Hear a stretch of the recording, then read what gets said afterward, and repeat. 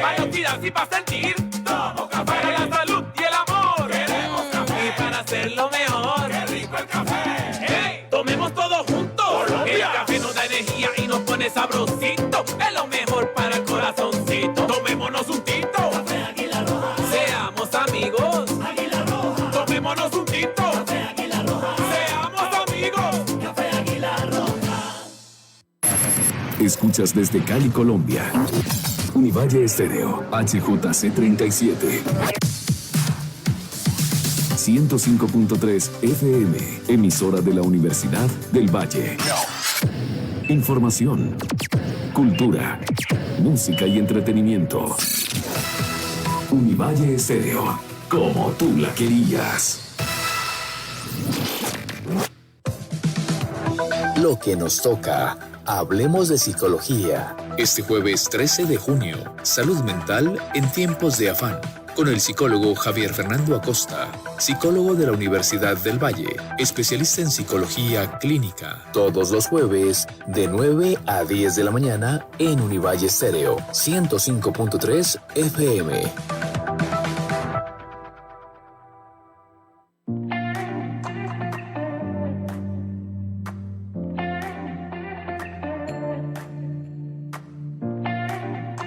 Un saludo muy especial para todas las personas que siguen la programación de Univalle Estéreo en la 105.3 de la FM. Les damos la bienvenida a este programa nuestro que se llama Lo que nos toca. Hablemos de psicología, un programa que hacemos cada jueves de 9 a 10 de la mañana bajo la coordinación y la tutoría académica de la Facultad de Psicología de la Universidad del Valle. Quien les habla, Fulvia Carvajal, de la Dirección de Comunicaciones de la Universidad del Valle. Y como cada jueves, esperamos que la temática de hoy sea de interés. Hoy vamos a hablar sobre esto de la salud mental en tiempos de afán. De pronto les suena, digamos, conocido este afán permanente en el cual vivimos todos, casi que como una carrera contrarreloj con la vida. Quiero introducir a nuestro invitado del programa de hoy, Javier Fernando Acosta. Él es psicólogo egresado de la Universidad del Valle, especialista en psicología clínica, magíster en psicología con profundización en clínica psicoanalítica de la Universidad San Buenaventura, docente de la universidad, por supuesto en la Facultad de Psicología, y coordinador de la Red de Estudios Analíticos y CEO de la librería de psicoanálisis El Oráculo de Delfos. Profesor Javier, un gusto tenerlo con nosotros. Muchísimas gracias por la invitación. Y por supuesto, introducir y dar la bienvenida a mi compañera y colega Paola Caicedo. Un gusto compartir micrófonos contigo. Paola, bienvenida. Muy buenos días, Fulvia. Buenos días, Javier. Buenos días, Javier es uno de los docentes de nuestra Universidad del Valle de la Facultad de Psicología y acompaña a nuestros estudiantes que ya están en el último semestre de práctica, apoyándolos en esta actividad y en esta profesión tan bella como lo es la psicología. Muchísimas gracias y bueno, aquí ya estamos para entrar en materia con nuestro tema de hoy. La salud mental en tiempos de afán. ¿Cómo es esta relación, tal vez inversamente proporcional, entre tener una buena, una adecuada, una armonía en nuestra salud mental y estos tiempos de afán? ¿Cómo lo relaciona? Bueno, muy buenos días para todos los oyentes y de nuevo un saludo para ustedes dos. Gracias por la invitación. Creo que una de las formas de poder relacionar estos dos temas es a propósito no de lo que pueden significar cada uno por separado, sino precisamente hacia dónde apuntan ambos cuando los combinamos. Es decir, en nuestros tiempos de afán, el objetivo, ¿cuál es? La productividad y el poder hacer. Y evidentemente, quien, entre comillas, está bien, produce más. Entonces, cuando pensaba un poco en esta idea, me decían, bueno, pero ¿por qué articular afán con salud mental? Precisamente porque mucho de lo que se está organizando hoy por hoy en temas de salud en el campo de lo mental conlleva a que los ritmos se aceleren. Entonces queremos terapias breves, ¿sí? Terapias de una sola sesión. Queremos cada vez, ¿sí? La pregunta hacia el terapeuta es ¿y cuándo me voy a curar? ¿Cuándo voy a salir de esto? Y ojalá sea lo más rápido posible. Y si tengo que verlo solo una vez, mejor. Claro, es como si de alguna manera estuviéramos aplicando la racionalidad administrativa a las personas y este concepto de tiempos y movimientos, productividad. Claro, mira Paola lo que nos sugiere el profesor Javier. Una persona contenta es es una persona productiva, produce para el sistema y además consume. Sí, digamos que es el estado ideal, es la buena salud mental y la llamada paz mental que está tan de moda ese término, y es buscar ese equilibrio entre nuestras emociones y el entorno. Y digamos que el entorno es tan exigente que todo el tiempo nos invita y nos dice, bueno, todo es perfecto, la vida es feliz, pero la vida no es feliz todo el tiempo, o sea, todo el tiempo estamos con altibajos. Exactamente. Y es allí donde decimos, bueno, tenemos que preocuparnos también por nuestra salud mental porque no siempre vamos a estar bien. ¿Cuál es la trampa, profesor Javier, en esta construcción discursiva en torno a lo positivo? Todos somos felices y contentos, todos tenemos que ser positivos, todos tenemos que sonreír. Y bueno, todos deseamos estar bien, porque eso es una realidad. ¿Cuál es la trampa en esto que usted nos está planteando hoy? A propósito de verlo así como la trampa, ¿cuál es el problema? Que las personas tienen que circunscribirse a una realidad actual en donde tienen que pensarse, ¿sí? No únicamente en ellos, sino todo el tiempo, como lo decías ahora, Paola, en un aparente estado de equilibrio con el contexto. La realidad está muy cambiante, y así como estamos desacelerados tecnológicamente, está cambiante en términos de ecosistema, en términos de relaciones sociales y en términos de nosotros mismos. Entonces, ese aparente equilibrio no va a estar así tan ideal, es decir, ni se va a alcanzar un punto de equilibrio ni se va a sostener todo el tiempo. ¿Cuál es el truco? Que en la violencia de lo positivo se le exige a la persona que debe sentirse bien todo el tiempo. ¿Para qué? Y aquí me voy a permitir, por ejemplo, traer a colación un poco la definición de salud mental que nos plantea la Organización Mundial de la Salud, a propósito de definirlo como un estado de bienestar en donde las personas tengan la posibilidad de desarrollar su potencial con un fin: afrontar las demandas del contexto, pero especialmente poder trabajar de forma productiva para su comunidad. Entonces, a mí, ¿qué es lo que me hace ruido puntualmente? Ese trabajar de manera productiva para la comunidad. Entonces, la pregunta que yo me hago inicialmente es, en esa definición de salud mental que está organizando nuestros ritmos de vida, hoy por hoy todo el mundo habla de salud mental, que es relevante, que es importante, ¿cierto? ¿Cómo la podemos acompañar si en esa definición parece que no hubiera un lugar para el sujeto y para el otro? Entonces, ¿podemos hablar de salud mental sin sujeto? ¿O en dónde está el sujeto en esa salud mental que le vendemos hoy por hoy a la sociedad en general? Usted habla de la violencia de lo positivo. Ese término me parece interesante, Paola. ¿Qué quiere decir con la violencia de lo positivo? Bueno, no es un término mío, es un término de un filósofo coreano, Byung-Chul Han, que precisamente en un texto bellísimo que se llama La sociedad del cansancio, introduce este término, la violencia de lo positivo. Entonces, por ejemplo, ustedes van a un supermercado o van a las librerías más grandes del país y lo que se encuentran son libros de superación personal. Uy, hay muchos, miles, Exacto. miles Piensa al lado de las cajas. positivo, ¿sí? Hazte positivo, aliméntate bien, ¿sí? Piensa en grande, sé rico, ten un pensamiento. Todo siempre en calidad como de un imperativo, que es lo más preocupante. Es decir, tienes que hacerlo. No está la consigna, será importante, ¿sí? Sino de piensa positivo. ¿Y ese pensar positivo qué es?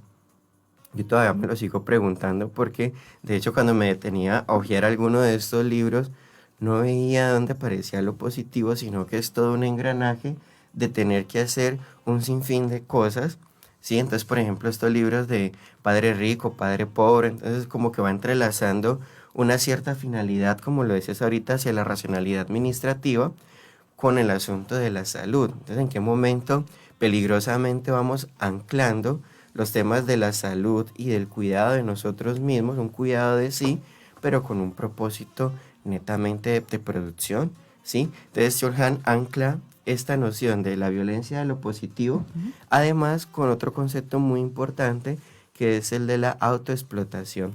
Nosotros pasamos de una sociedad disciplinaria, como anteriormente se veía que usted le tenían que decir todo el tiempo qué hacer, cómo hacerlo, lo cohibían, se controlaba el cuerpo además, a una sociedad del rendimiento y de la autoexplotación y la autoexigencia, en donde ya no hablamos de un control sobre el cuerpo, sino un control sobre la mente.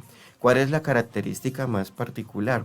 Que ese control sobre la mente ya no lo ejerce el otro, sino usted mismo. ¿Por qué? Porque todo el tiempo usted ya se va pensando que en este discurso popular de, mijo, échele ganas, yo no le estoy echando las suficientes ganas para poder salir adelante. Entonces la autorrealización, ¿sí?, como paradigma, se va combinando con toda esta serie de exigencias de un contexto con el que yo tengo que equilibrarme, ¿cierto? ¿Para qué? Pues para estar bien. Digamos que el mercadeo empuja todo lo aspiracional, ¿sí? ¿Quién no desea estar bien? Sí, pero hay tanto bombardeo de tanta información. Bueno, los libros de superación son muy buenos todos, pero no todos aplican a todas las personas porque no todos vivimos las mismas realidades. Entonces, claro, según lo que tú nos comentabas ahora un rato, la persona, si ve que no encaja en ese paradigma, entonces tiende ya a encerrarse y entonces vienen todos los otros problemas que pueden acarrear depresión y ansiedad y pues por consiguiente de pronto alguna otra enfermedad de salud mental más grave, Exacto. ¿no? El problema ¿cuál es? Que el asunto de la responsabilidad se ha tomado por el lado de la culpabilidad. Entonces el sujeto que intenta sentirse responsable se siente todo el tiempo culpable. Es decir, la razón de ser en Occidente es la culpa, porque yo no puedo rendir. Entonces la sociedad va avanzando y si yo no estoy a ese ritmo, empiezo a sentirme culpable y todo, como les decía, ese discurso de echarle ganas. Entonces, ¿qué será que me falta? ¿Qué será que no puedo? Entonces empiezo a abrir estos libros y a descubrir, en especial porque estos autores tienen un estilo muy particular de escritura, y es que hablan desde lo que les ha ido funcionando a ellos, ¿no? Entonces te proponen un modelo de hacer, incluso a veces extranjero. Esto tiene que hacer, tiene que invertir. Vea, yo comencé invirtiendo desde $1 y entonces comencé a hacer todo este trabajo y mire dónde estoy. Usted quiere vivir bien, tiene que proyectarse a ser una persona que produzca, que viva, ¿sí? Pero, profesor Javier, digamos, ir en contra o develar la trampilla o el problema en torno a esto que estamos hablando no es fácil, porque todo el mundo, todos queremos estar bien, todos queremos echarle ganas, pero aparece este concepto que me parece muy importante, que es la violencia de lo positivo, que prácticamente nos pone a todos a ponernos una máscara con una gran sonrisa y la procesión por dentro, en el desconocimiento de que no siempre estamos felices, que el ser humano tiene una gama de emociones positivas y otras no positivas y otras muy negativas, pero que todo hace parte de lo que somos y que no hay fórmulas mágicas simplemente para obligarnos a estar bien. No es fácil superar la máscara en la que, y además es la misma máscara con la misma sonrisa, la que prácticamente quieren imponer a todos. ¿El asunto cuál es? Cuando aparece, por ejemplo, con el tema de la máscara, en el discurso actual, por ejemplo, del merchandising, la opción de personaliza tu máscara. Es decir, entonces usted tiene su propio modelo de sonrisa, pero ojo, tiene que sonreír. Y usted ha mencionado algo muy importante a propósito de la máscara, y es todo lo que hay detrás. Entonces, ¿hacia dónde vamos con este modelo de salud mental? A pensar, por ejemplo, que en el afán por autorrealizarme, yo me desconozco en el encuentro con el otro y también conmigo mismo. Entonces se borra la frontera del encuentro con la otredad y aparece un asunto de extrañeza con uno mismo. Entonces me siento extraño y me parecía muy singular, por ejemplo, que no encontrabas otra forma de nombrar las otras emociones que no son reconocidas como positivas. Es decir, no querías usar la palabra negativo, pero sí, es que es el discurso que nos han instaurado, es un discurso de época. Entonces, mencionar emociones en términos de lo positivo y en términos de lo negativo es precisamente esa violencia de lo positivo. Sí, porque en donde no es para todo el mundo, estas exacto, cosas son donde usted buenas. interpreta que Claro, son sentir algo es distintas algo interpretaciones. negativo. Ajá. Que sentir algo es negativo. Sentir la angustia, entonces se propone como algo negativo. Sentir tristeza, sí, ya nos lo enseñó a propósito de esta película tan bonita de Disney, de Intensamente, el problema entre la alegría y la tristeza, ¿cierto? Entonces que no todo el tiempo tenemos que estar alegres porque es que la tristeza nos propone algo muy importante, la pausa. ¿Sí? Detenerme a pensar con qué no me siento bien. ¿Y la rabia? La Y la rabia rabia. es precisamente usted poder dar un punto de límite con aquello con lo que no está de acuerdo. Un punto de límite para aquello con lo que no está de acuerdo. Hay Está- que explotar de vez en cuando, no es sano guardarse todo, ¿no, doctor? También hay que sacar lo que se tiene adentro. Y decir, no me gusta, Sí, no. sí. Poner los límites. Estoy de acuerdo, me gusta Identificar, eso. claro, y hoy en día hay tantos estereotipos y digamos que el deber ser es un bombardeo constante en las redes sociales. Lo veía yo en estos días. Salía una persona diciendo, si alguien te pregunta cómo estás, tienes que decir maravillosamente. ¿Cómo te ha ido? Nunca me ha ido mejor. ¿En qué estado te encuentras? En el mejor de mi vida. O sea, ese tipo de cosas. Entonces, lo que tú decías, todo sí en positivo. Obviamente, tenemos que ser optimistas ante la vida y pensar siempre que nos va a ir bien, que vamos a avanzar, que vamos a lograr las metas, pero también se vale caerse un poco, y ese caerse un poco a veces nos sirve para reflexionar y continuar y seguir caminando en la vida, ¿no? Ujú. Me gusta mucho esta asociación que está haciendo el profesor Javier entre la salud mental y esta violencia de lo positivo, de obligarnos a estar bien, porque quien está bien produce y quien está bien consume. Porque esta relación de la salud mental hacia la sociedad del rendimiento, porque digamos que a primera vista, digamos que no hay una relación evidente entre estas dos cosas, y yo creo que es importante elaborar un poco más al respecto. La relación no es tan evidente porque ¿cuál es el asunto? Que ya el modelo no tiene que representártelo, usted lo va construyendo. ¿Sí? Es decir, nos hemos vuelto autoesclavos de nosotros mismos. Sí, a propósito de eso, por ejemplo, John Hahn nos trae la metáfora de Prometeo. ¿Recuerdan a Prometeo, que es castigado por los dioses por compartir el fuego a los hombres? El conocimiento. Sí, exacto. Y que es devorado día tras día, el hígado, toda la parte de su intestino es devorado por un águila, y ese águila se va y el aparato vuelve y se recompone, se restituye hasta el siguiente día y así sucesivamente. Es el que nos dice, ¿qué tal si Prometeo está cansado? En este asunto de repetirse todo el tiempo, y que ese Prometeo es la metáfora para el sujeto contemporáneo que todo el tiempo tiene que exigirse a sí mismo. Entonces llega a su casa, se quita la máscara, se adolece de sí mismo, se reprocha a sí mismo todo lo que no alcanzó en este día, se tiene que poner ansioso por pensar qué es lo que tiene que hacer el siguiente día, y vuelve y se pone la máscara. Entonces, en ese asunto de la violencia, de lo positivo, es que estamos siendo violentos con nosotros mismos. Usted que trabaja con los jóvenes y todos los días, profesor, ¿cómo funciona ese tema de la autoexigencia con los jóvenes? ¿Qué le dicen ellos? Bueno, inicialmente, el asunto ¿cuál es? Que la juventud tiene una tarea muy grande, y es la expectativa de la adultez. ¿Sí? Entonces, todo el discurso que se le propone al joven es qué es lo que tiene por hacer para ser capaz de ser un buen adulto.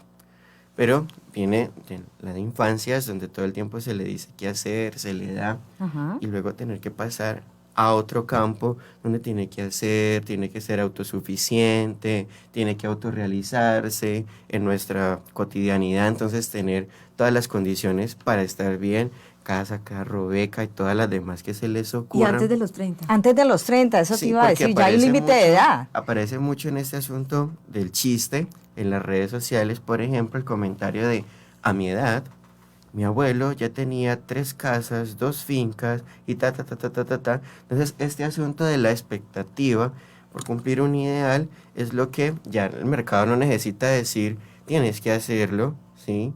Sino que ya uno empieza a decir qué es lo que tengo que hacer. Y en ese qué es lo que tengo que hacer, sí, el sujeto empieza a desdibujarse un poco en el lazo social, porque el paradigma de la autorrealización no tiene mucho espacio para el otro. Pues tampoco tiene espacio realmente para sí mismo. Y yo quiero traer a colación, pues ya que el profesor Javier nos ha hablado de Byung-Chul Han, él propone que la sociedad del siglo XXI ya no es disciplinaria, como usted nos lo decía, sino una sociedad de rendimiento. Tampoco sus habitantes se llaman ya sujetos de obediencia, sino sujetos de rendimiento. Estos sujetos son emprendedores de sí mismos. Y en esta sola enunciado, emprendedores de sí mismos, yo creo que hay un grueso de la población que dice, sí, yo quiero ser y yo me siento y yo estoy de acuerdo que yo soy emprendedor o emprendedora de mí mismo, de mí misma, y no tiene ningún conflicto al respecto. ¿Será que nos estamos complicando, profesor Javier? Ya que me hace complicarse, siento que ahí es donde aparece el afán. Yo jugaba un poco con el significado de esta palabra afán y me pensaba en el asunto de lo diáfano. Pensaba, bueno, hay un sujeto que está diafanado, es decir, dividido, agujerado, pero con un agujero muy singular que es que viene de afuera.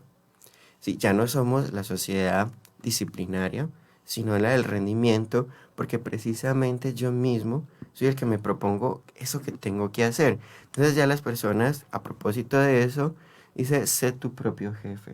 Porque hay multitareas, ¿no? También. Sí, no, Sé tu y propio además jefe, sí. que la condición, por ejemplo, en medio del chiste y de la burla, quien emprende, entonces dice, es que yo soy el del multitask, porque yo soy la secretaria, la del aseo, la del transporte, el gerente comercial, el gerente administrativo, todas las tareas en una sola persona. Además de eso, si tiene más de un emprendimiento, es mejor, ¿sí? Entonces encuentra en la condición del rendimiento la sensación de ya no depender de otro, porque aparece entonces todo este discurso en nuestra sociedad colombiana, pues, de, no, pues uno para qué le va a trabajar a una empresa tantos años, si después de ya a usted le dicen váyase, y usted queda sirviendo y construyendo el imperio para otro, entonces mejor hágalo para usted. Bueno, la pregunta es, ¿dónde hay tanto cacique, dónde queda el indio? Rendimiento, dijo usted esa palabra, y rendimiento se traduce en más horas de trabajo. Y más Entonces, productos. Más productos. Entonces empieza la actividad laboral, digamos, ya hay empresas arrancan 7 de la mañana, bueno, otros que trabajan en medios mucho antes, y no sabes a qué horas te acuestas. Entonces ahora prácticamente le toca a uno obligarse a dormir, porque el cerebro todo el tiempo está pensando en qué voy a hacer, o al menos me pasa, qué voy a hacer mañana, de tal hora a tal hora, y todo queda automáticamente programado. Lo decías ahora hace un momento, antes era la disciplina de cumplir con unas tareas, ahora ya es, disciplina se traduce en rendimiento. Pero Sí. hay algo muy importante que nos ha planteado aquí el profesor Javier, y es que el amo está dentro, el tirano está dentro, lo tenemos nosotros mismos, bajo un enunciado bien interesante que dice, somos emprendedores de nosotros mismos. De nosotros mismos. Pero eso requiere un adoctrinamiento, Evidentemente. una construcción discursiva que hace que muchas personas dentro de sí mismos, de sí mismas, estén de acuerdo con este enunciado. Yo quiero ser emprendedor de mí mismo, y resulta que nos hemos vuelto tiranos de nosotros mismos. ¿Cómo, desde su perspectiva como psicólogo, profesor Javier, se da entonces este proceso de adoctrinamiento y de construcción de este paradigma que hace parte de nuestra cultura en el siglo XXI? Es como una de las nuevas formas del malestar en la cultura. Anteriormente el malestar era sentir un sentimiento oceánico que le hiciera pertenecer a un gran todo, pero ahora el asunto es que ese sentimiento oceánico le pertenezca únicamente al sujeto. Entonces usted sentirse bien con usted mismo, entonces utiliza palabras como yo soy mi proyecto más importante, voy a estar dedicado completamente a mí, entonces yo tengo que hacer ejercicio, tengo que modelar la siguiente empresa, gran empresa del siglo.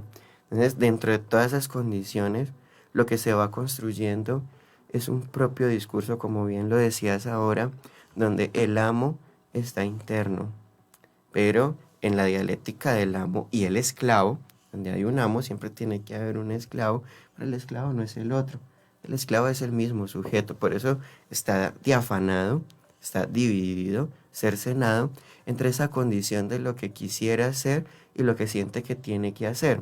Entonces aparecen estas frases como déjalos que duerman, porque mientras ellos duermen, tú construyes tu imperio, a propósito del sueño. Entonces ya usted se está adoctrinando para sí mismo que a menos horas, mayor capacidad, ¿cierto? Que a mayor uso de otros espacios, entonces tiene que hacer, no, hoy no voy a estar festejando, hoy no voy a descansar, porque el objetivo es poder hacer. ¿Cuál es el problema? O sea, esto es lo que está en nuestra sociedad en general, cuando esto hace empalme con el discurso de la salud mental. Y entonces estar bien, sentirse saludable, se equipara a lo mismo. Entonces tiene que hacer una serie de cosas para estar bien. Usted tiene que constituirse como su propio proyecto más importante para estar bien. La pregunta, ¿cuál es? Cuando la persona no logra este imperativo de época, ¿qué le queda? ¿Sí? Entonces aparece el autorreproche, denigrarse a sí mismo, ¿sí? Como una forma de melancolía a propósito de percibirse, ¿sí? Que no encaja, ¿no? Exacto, Siente que no pero encaja. como lo malo, como el Ajá. objeto de desecho. Entonces usted intentó hacer 10 emprendimientos y no le dio resultado, ¿sí? Y entonces dice que el culpable es usted. Usted no sirve para nada, usted no puede, usted es un inútil. Entonces en ese discurso que plantea la época de tienes que estar bien todo el tiempo, entonces aparece una forma de círculo en donde el sujeto no se siente bien, dice yo no puedo estar bien porque no estoy haciendo lo suficiente, pero no puedo hacer lo suficiente porque es que no me siento bien. Bueno, y esa autoexigencia nos llama a nosotros a la salud mental, la responsabilidad de tener una buena salud mental está en nosotros. ¿Qué podemos hacer para tener esa buena salud mental y no dejarnos llevar por todo esto tan apabullante que es la presión social? Chulhan plantea algo muy paradójico, que a todo el mundo no le resuena bien, y es que el cansancio, como síntoma de nuestra época, parece ser una elaboración para detenernos.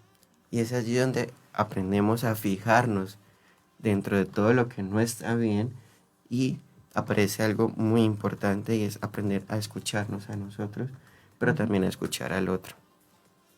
Porque cuando aprendemos a escuchar al otro, también aprendemos a hablarle al otro. Es decir, no solo producimos un soliloquio, en donde entonces yo hablo conmigo mismo todas las noches o al amanecer, entonces me doy las propias palabras de autoconvencimiento y demás, no. Es decir, lo que se ha roto es el vínculo con la otra edad que permite tejer un lazo que también nos sostiene. Pero fíjese que en esta ruptura del vínculo con la otra edad, también observo que hay una ruptura en el vínculo con lo que realmente somos, con nosotros mismos. Es que precisamente la otredad tiene una condición de representar el alter ego, ¿sí? Una parte de nosotros. Cuando nosotros nos percibimos como el propio amo, ¿qué sucede? Que también aparece el enemigo. Y como no está el enemigo afuera, ¿dónde está?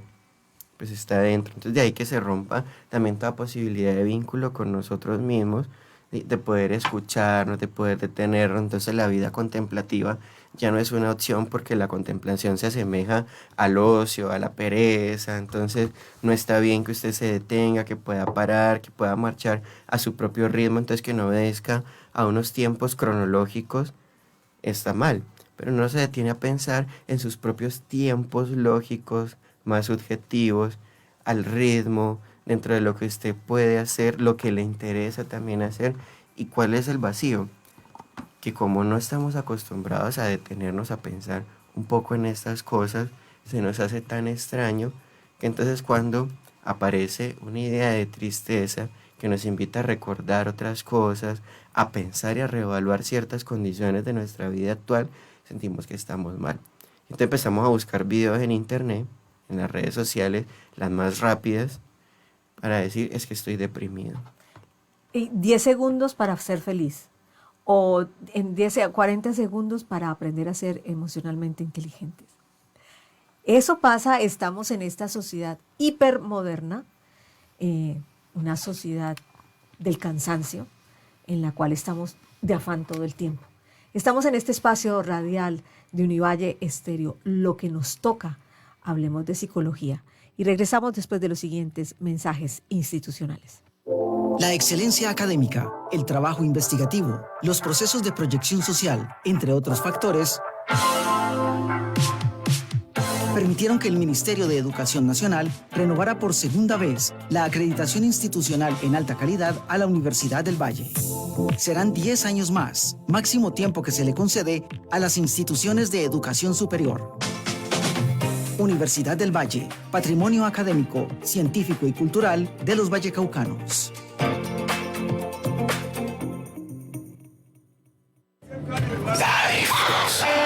Yo escucho la difusa. Construyamos la difusa.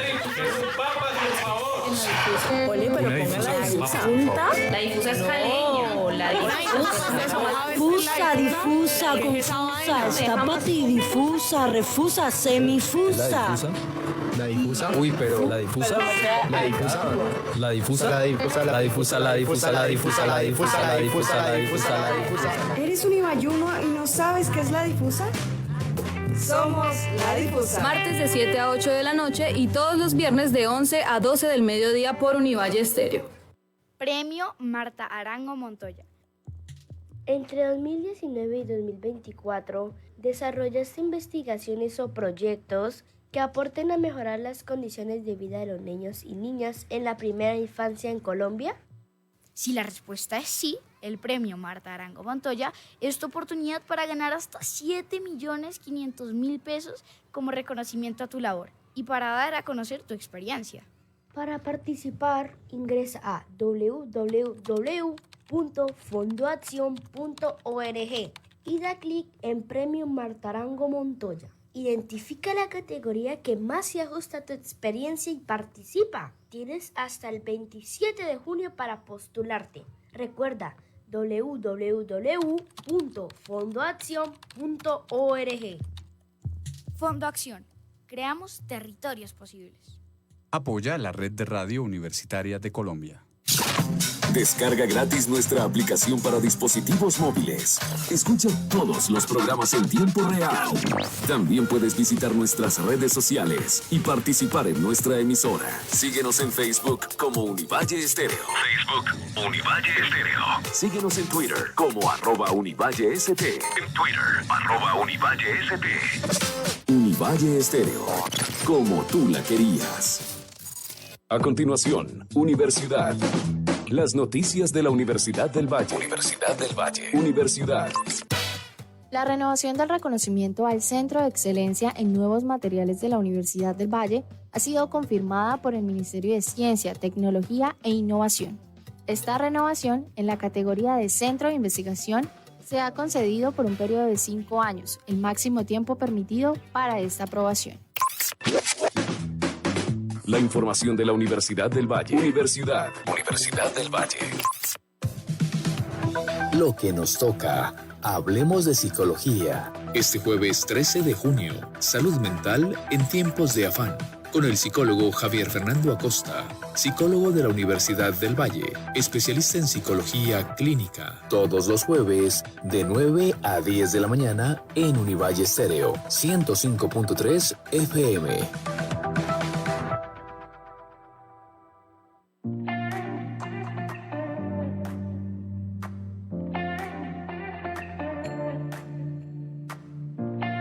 Muchísimas gracias por continuar en la sintonía de Univalle Estéreo. Hoy estamos hablando en el programa Lo que nos toca, hablemos de psicología, sobre la salud mental en estas épocas hipermodernas del afán, donde todo el tiempo estamos de afán. Y quiero saludar a nuestra comunidad que nos acompaña a través de las redes sociales de la Universidad del Valle. Quiero saludar a Miriam Landazuri, a Mujer Nasa Valencia y Edinson Casas, y también a Francisco Javier Franco. Gracias por estar en la sintonía de Univalle Estéreo. Adelante, Paola. Bueno, sigamos conversando aquí con el doctor Javier y queremos hacerle una pregunta relacionada con las tendencias. Ustedes saben que todo el tiempo estamos mirando cómo pasa, qué pasa en las redes sociales, qué temas se manejan, y algo que nos llama mucho la atención es que se habla mucho de paz mental en las diferentes situaciones de la vida, bien sea porque se terminó una relación de pareja o porque se divorciaron o porque con el hijo la relación es mal. Se aplica el término de paz mental y se confunde con el tema de la salud mental, de tener una buena salud mental. Entonces yo quisiera, doctor, quisiéramos como esa aclaración de qué es cada cosa. Bueno, un poco difícil a propósito de cómo se han tergiversado algunos términos. La salud no hace referencia a que no exista algo, como lo se ha denominado, por ejemplo, la enfermedad, sino que la salud es un conjunto de prácticas para un cuidado de sí. La paz, por el contrario, hará referencia a toda ausencia de conflicto o de movimiento, y cuando se aplica, por ejemplo, esta palabra de lo mental, acompañando a las otras, entonces paz mental, salud mental, cuidado mental, higiene mental, como que problematiza más la cosa, porque todavía para muchas personas en el común es difícil definir qué es lo netamente mental. Entonces, cuando hablan de paz mental y la equiparan con salud mental, esperan que la salud mental se identifique o se traduzca como un asunto de no sentir nada. Y ese es el problema, que evidentemente no sentir nada pues es un apagón a propósito de todo lo que usted puede sentir. Entonces, es necesario identificar que nuestros pensamientos pueden estar en conflicto, ¿sí? Porque, yo qué sé, usted hoy quiere venir acá al programa radial, darla toda, ¿cierto?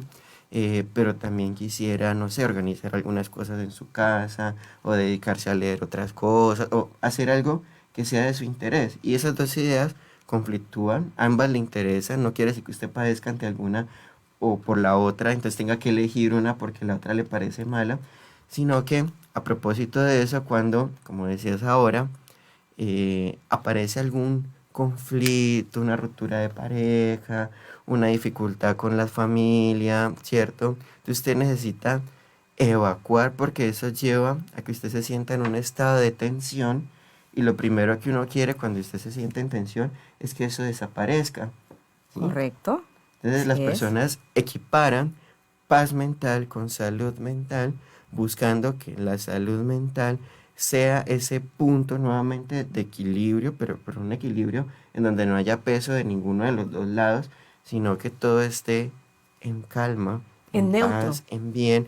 Pero el neutro es difícil porque nosotros no somos seres en la neutralidad. No es decir, existe la ni neutralidad. siquiera cuando dormimos puede estar nuestro sistema en completa quietud. Es decir, si usted duerme, su cerebro tiene que programarse para ir desconectando de a poquito ciertas áreas de su cuerpo, pero no apagarlas todas. Es decir, imagine usted dormirse y apagar el corazón o apagar los pulmones.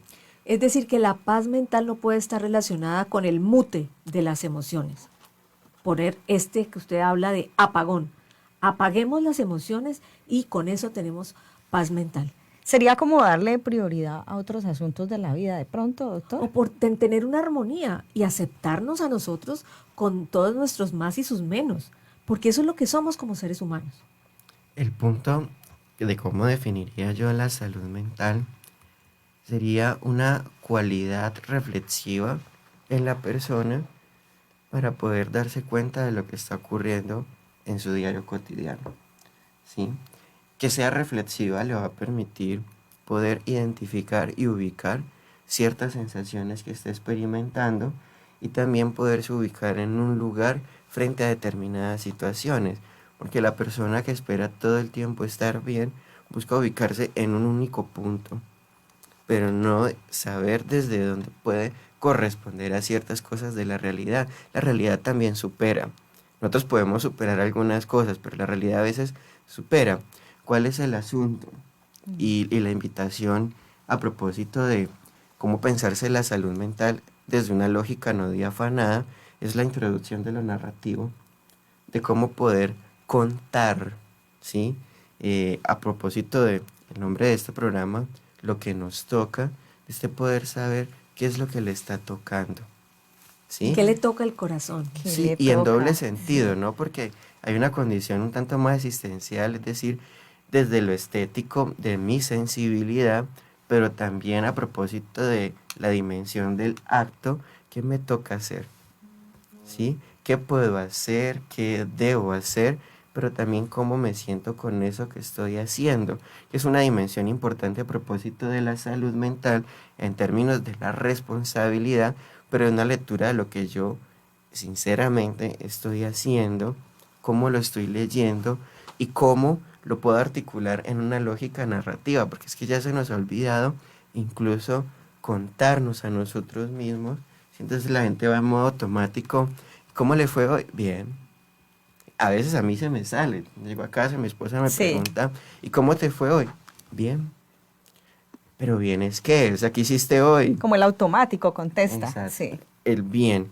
Y esa noción de, bien, pues me fue bien. Ah, pero es que tuve una dificultad con pero bien.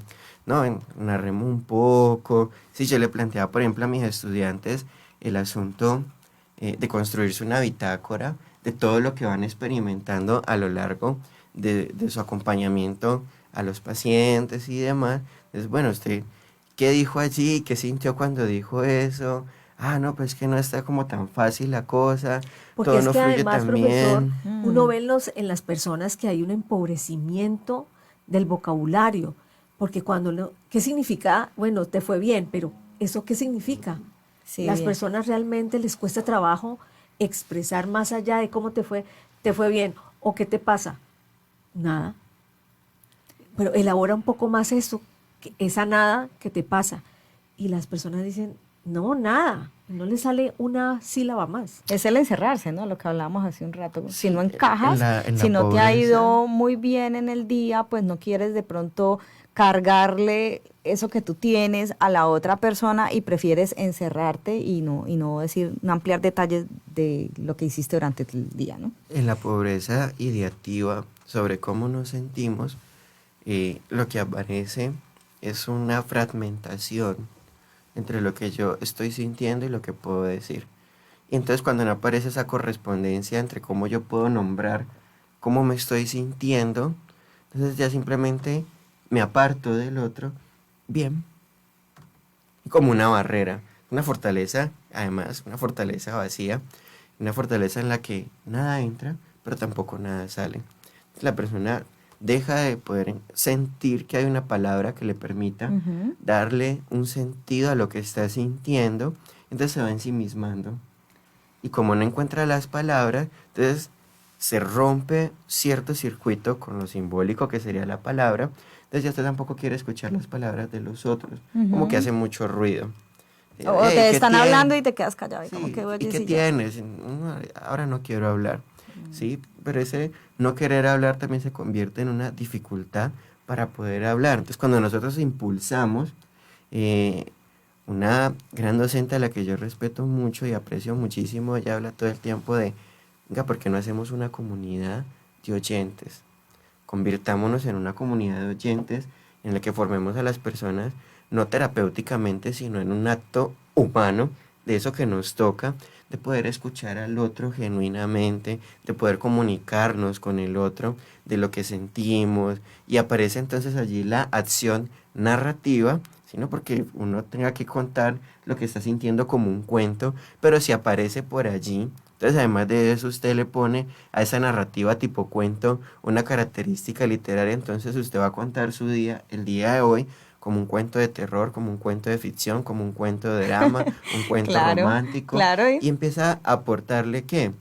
¿Cómo sintió usted eso? ¿Qué pasó? Porque si bien en un semáforo se hacen milésima de carros allí, pues no todo el mundo experimenta lo mismo en ese semáforo. A muchas personas les cuesta identificar que tienen problemas de salud mental porque, no sé, asocian la idea con que puede ser un trastorno mental. ¿Qué diferencia hay entre salud mental y que ya la situación trascienda a un trastorno mental, doctor?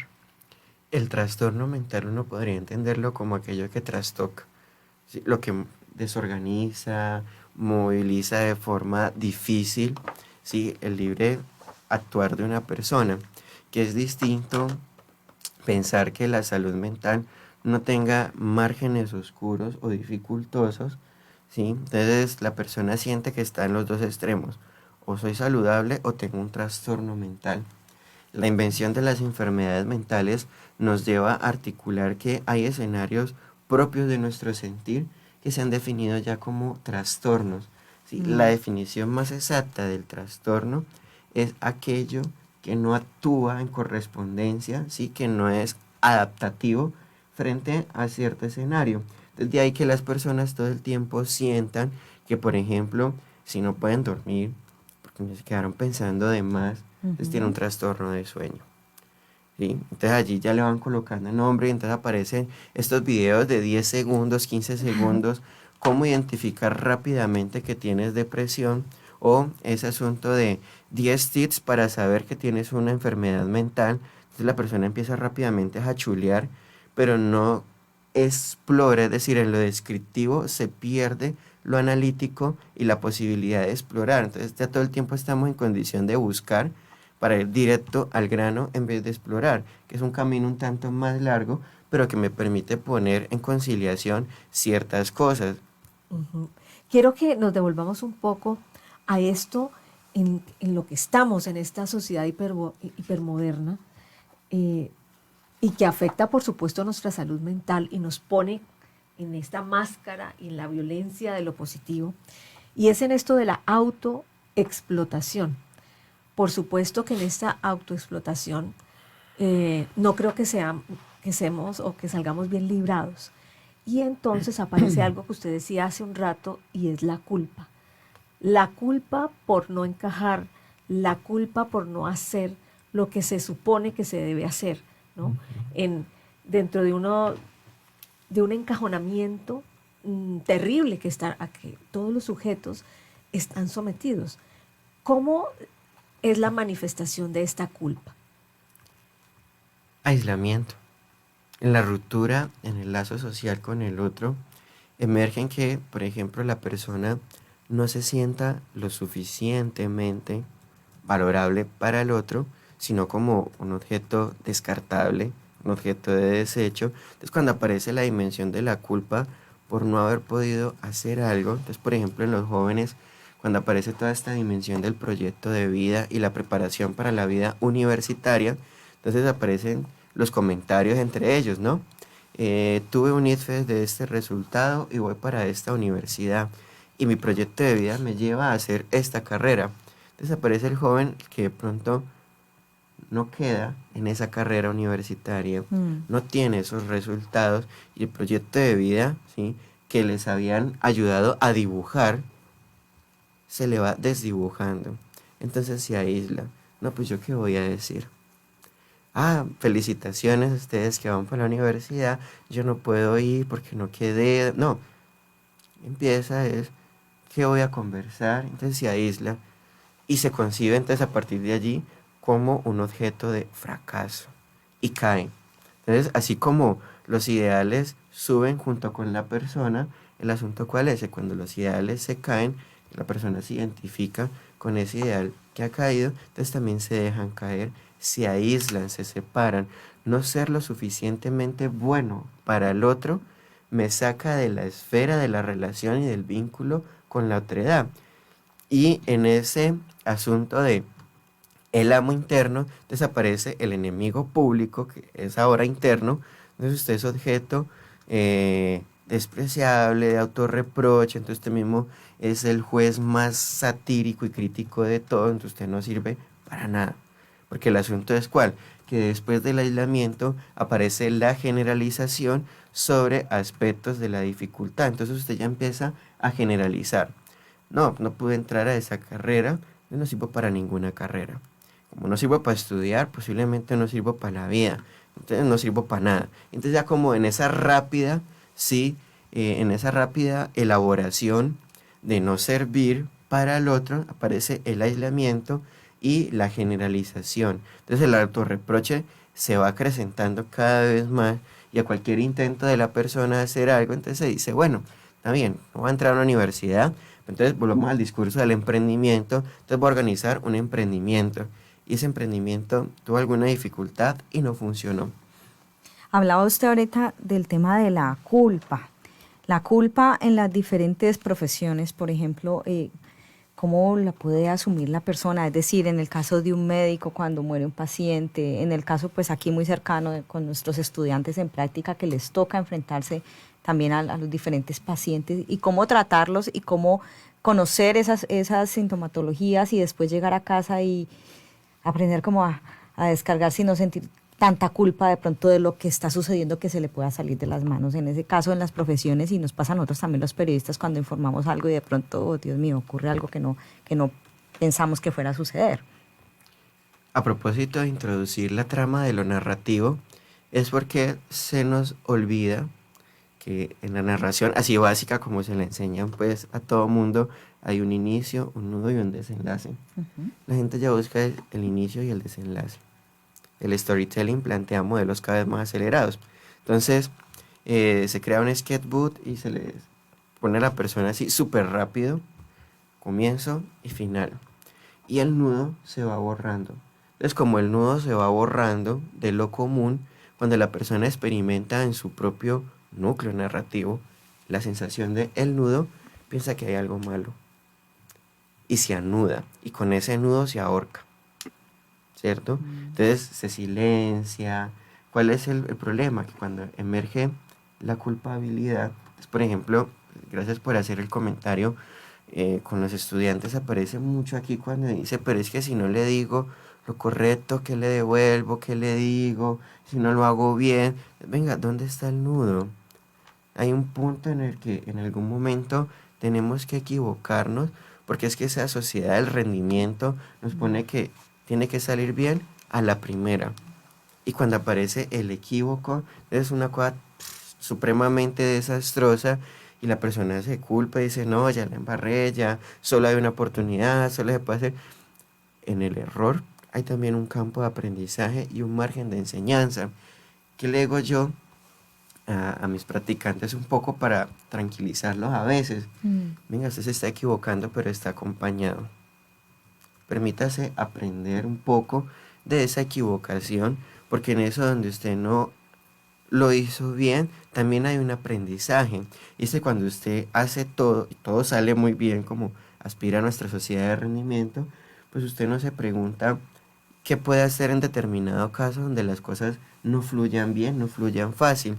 Entonces, en el campo de la expectativa y la violencia de lo positivo, terminamos por articular que lo que no sale bien, ¿sí?, es catastrófico y es desastroso. Y entonces es donde vuelve la generalización. Entonces yo generalizo que si aquí me equivoqué, de aquí en adelante lo va a seguir haciendo. Pero la persona no puede detenerse a contemplar en el equívoco una posibilidad también de aprendizaje. Bueno, ya estamos llegando al final de nuestro programa. Me ha parecido muy interesante. No podemos dar fórmulas, ni es la idea dar las fórmulas. Exacto. Desde aquí, desde los micrófonos de Univalle Estéreo. Nos queda la invitación a hacer pausas reflexivas, a ser críticos frente a la realidad que nos circunda, a tomar pausas. Aquí hay 2 libros que me gustaría, que los recomendáramos. Claro que sí. El hombre culpable, la locura y la falta en Occidente. Este es un recomendado del profesor Javier, es de Evelyn Pesner, ¿sí? Y el otro, a propósito del afán, es El elogio de la lentitud, que es otro libro bien bello de Carl Honore, pues hablado en español, no sé cómo se pronuncia exactamente, pero hablando del afán, pues es el elogio de la lentitud. A veces necesitamos hacer pausas, respirar, hacer pensar, pausas y repensar. Así es, Fulvia, sí. Y digamos que no quisiera que nos fuéramos sin antes decirles algunos tips para que mantengan esa buena salud mental, y es no se olviden de descansar correctamente, de hacer ejercicio, de comer de forma saludable, eso también nos ayuda, tener la mente ocupada, disfrutar de tiempo libre, proyectarse con pensamientos positivos, oigan muy bien, mantener la comunicación, no se aíslen, hablen con los demás. y relajarse. A veces el yoga también ayuda un poco. Y sobre todo saber que las emociones son de todas las clases, no solo las positivas. Aceptemos nuestra rabia, nuestra tristeza, nuestro malestar, que también cada emoción tiene un mensaje importante para nosotros. Nosotros, muchísimas gracias, profesor Javier, por acompañarnos en el desarrollo del programa. Muchas gracias, Paola. A los que nos escuchan, muchas gracias por la audiencia. Nosotras los esperamos en un próximo programa aquí en Lo que nos toca. Hablemos de psicología. Hasta pronto. Chao, gracias. Lo que nos toca. Hablemos de psicología. Un nuevo espacio en Univalle Estéreo, creado por la Facultad de Psicología de la Universidad del Valle. Invitados y expertos hablarán de todas aquellas experiencias y situaciones de la vida cotidiana que impactan en nuestras vidas. Hola, soy Fulvia Carvajal y los espero todos los jueves para que conozcan los temas que son de interés de toda la comunidad. Lo que nos toca. Hablemos de psicología. Todos los jueves de 9 a 10 de la mañana en Univalle Estéreo 105.3 FM.